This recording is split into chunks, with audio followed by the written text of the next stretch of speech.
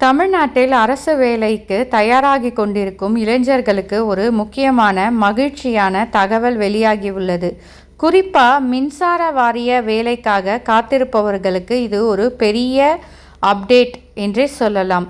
தமிழக மின்சாரத்துறையில் நீண்ட காலமாக காலியாக உள்ள பணியிடங்களை நிரப்புவதற்கான நடவடிக்கை விரைவில் மேற்கொள்ளப்படும் உள்ளதாக தகவல் வெளியாகியுள்ளது. வணக்கம் அன்பான சகோதர சகோதரிகளே, சாய் பிரியா ஸ்டுடியோ உங்களை அன்புடன் வரவேற்கிறேன். ஸோ இந்த தகவலை பற்றி தான் இந்த வீடியோ முழுக்க இருக்க போகுது. ஸோ அதனால் வீடியோவை ஸ்கிப் பண்ணாமல் பாருங்கள்.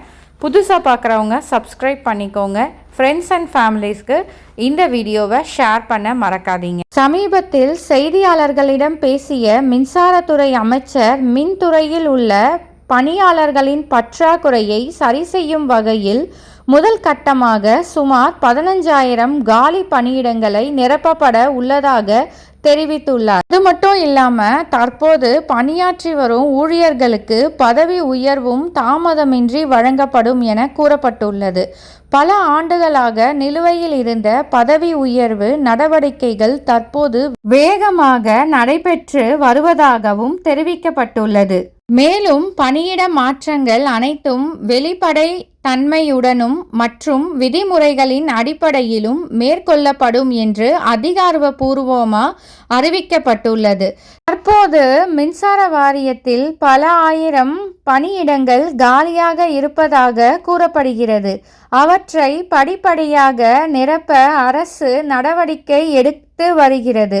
எனவே அரசு வேலைக்காக தயாராகி வரும் தேர்வர்கள் இந்த வாய்ப்பை கவனத்தில் கொண்டு தங்களது தேர்வு தயாரிப்புகளை தொடர்ந்து மேற்கொள்ளுவது நல்லது. அதிகாரப்பூர்வ அறிவிப்பு வெளியாகும் போது கல்வி தகுதி, வயது வரம்பு, விண்ணப்பிக்கும் முறை உட்பட அனைத்து விவரங்களும் வெளியிடப்படும்.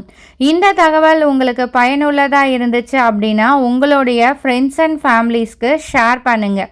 இதுபோல அரசு வேலைவாய்ப்பு, அரசு திட்டங்கள், பொதுமக்களுக்கு தேவையான முக்கிய தகவல்கள் தெரிஞ்சுக்க சாய் பிரியா ஸ்டுடியோ சப்ஸ்கிரைப் பண்ணிக்கோங்க. முக்கியமாக பெல் ஐக்கானை கிளிக் பண்ணி வச்சுக்கோங்க. இதே மாதிரி ஒரு நல்ல தகவலில் மீண்டும் உங்களை நான் சந்திக்கிறேன். நன்றி, வணக்கம்.